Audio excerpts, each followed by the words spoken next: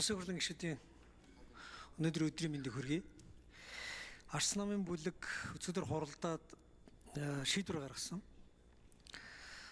Ямар шийдвэр гаргасан бэ гэхээр бид бол үндсэн хуулийг дээдлэх, ардчлалыг дэмжих, парламентын засаглалыг дэлгэрүүлэх тал дээр бол байнгын энэ зүг рүү бол хатуу шаардлага тавьж ажиллана гэдэг ийм зарчимтай нам. Тийм учраас үндсэн хуулийн цэцгийн гаргасан дүгнэлт дурддагдсан зүйлүүдийг бол улсын хурл бол хүлээн зөвшөөрөх ёстой гэж арц намын бүлэг бол үздсэн. За хүлээн зөвшөөрөхтэй холбогдуулаад бол ямар асуудлууд хөндөгдөж байгаа вэ гэхээр улсын хурлаас баталсан 95 дугаар тогтоол одоо цаашид яах юм бэ гэдэг асуудлыг яригдах ёстой. Үндсэн хуулийн цэцгийн дүгнэлт улсын хурлд ирсэн. Үндсэн хуулийн дээр маш тодорхой байгаа. Үндсэн хуулийн 66 дугаар зүйл дээр үндсэн хуулийн зөрчсөн эсэх маргаантай асуудлыг үндсэн хуулийн цэцэг хилцээд дүгнэлт гаргаж улсын хурлд оруулна. Оруулсан асуудлаар улсын хурлын шийдвэртэй холбоотой байх юм бол улсын хурл хүлээж аваагүй бол үндсэн хуулийн цэц эцэслэн шийдвэрлэн дахин яна үзэж байгаа. Ийм зохицуулттай.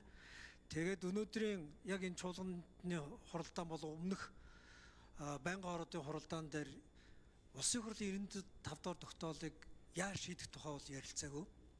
Үндсэн хуулийн 66 дугаар зүйлийн дагуу улсын хурл одоо ямар шийдвэр гаргах тухай бас ярилцаагүй.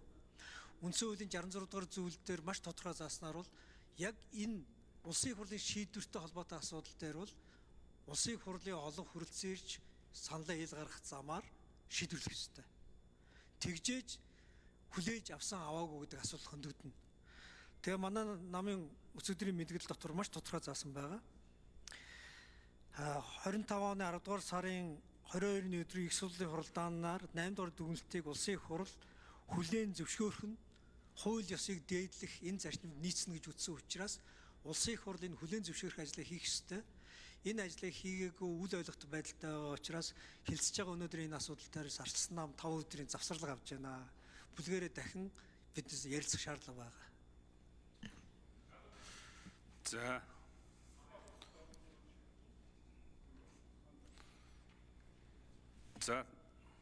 Монгол Ардын намын бүлгийн дарга Жигшидийн Батчаргал үг гэлнэ. За их хурлын гишүүдийнхээ энэ өдрийн ямар амгалан айлтгая. Үндсэн хуулийн цэцгийн дүгнэлттэй холбогдуулаад эргэцсэн хувьд олон асуудлууд яригадаад байгаа. За тэр асуудлууд нээлттэй. За үндсэн хуулийн 24 дугаар зүйл, их хурлын тухай хуулийн 14 дугаар зүйлд улсын их хурлд бүлэгтэй улс төрийн хүчин улсын их хурлын дэд даргатай байхаар заагдсан юм аа. Тийм учраас манайх энэ бүр эрхийнхээ хүрээнд өөрөө дотооддоо асуудлаа ярьж тодорхой асуудлуудаа шийдээд их хурлдаан саналаа оруулж ирж байна. Их хурлыг бүрдүүлж байгаа хоёр том улс төрийн хүчин бас харилцсан бие биенийхээ үйл ажиллагаанд хүндэтгэлтэй хандаад Монгол Ардын намын бүлгийн их хурлдаан оруулж ирж байгаа асуудлуудыг дэмжин шийдэж өгөх ёстой гэсэн би ийм саналтай байна. Тэр 95 дугаар тогтоолын асуудал, бусад асуудлууд ярих нь нээлттэй. Тэр бол одоо их хурлын өөрийнх нь бүрэн эрхийн хэмжээний асуудлаа.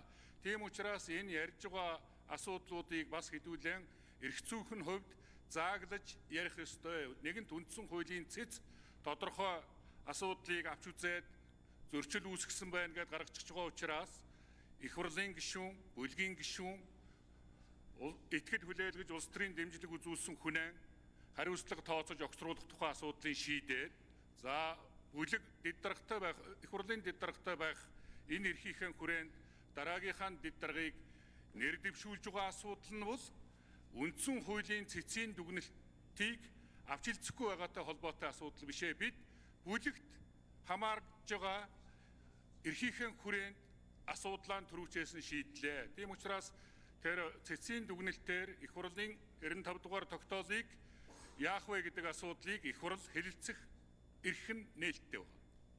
Тийм учраас энэ хуралдаанаа үргэлжлүүлээд Монгол Ардын намын бүлгээс оруулж байгаа саналыг дэмжин шийдвэрлэж өгөөч гэдэг хүсэлтийг тавьж байна.